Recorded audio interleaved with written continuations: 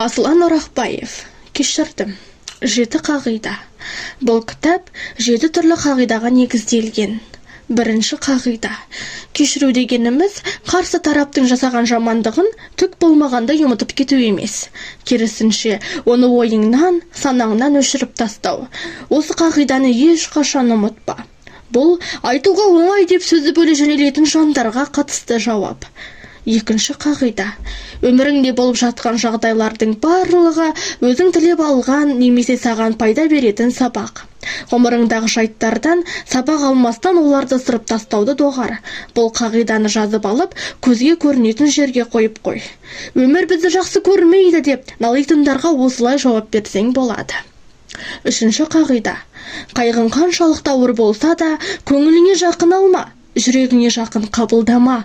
Шаман келгенше ауыртпашылықтарға жеңіл қарауға тырыс. Оның да өткінші екенін біл. Төртінші қағида.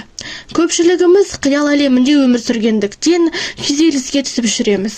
Ал ақиқат ортаға кешігіп шығады. Барлығын білемін, басқалары білмейді деп ойлама. Барлығымыз белгілі бір дәрежеде ақиқатты білеміз. Кейде ақиқаттың бірнеше қыры болады. Көп қазбалай берме. Кеңінен ойлан. Бесінші қағида. Егер меніңді жеңсең, көп нәрсеге қол жеткізіп, қиындықтарды айналып өтесің. Алтыншы қағида.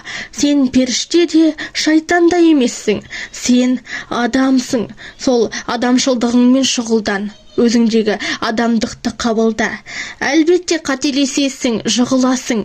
Айта берсең шегі жоқ. Әрбір сәттен сабақ ала білуді үйренесің. Өкініш пен қарсылыққа уақытыңды жоғалтпа. Жетінші қағида. Расында жан тыныштығын, кемшіліктерді кешіре алғанда ғана табасың. Ал оған қалай қол жеткізуді білмесең, онда саған қалай қадам жасау керектігін ұсынамыз.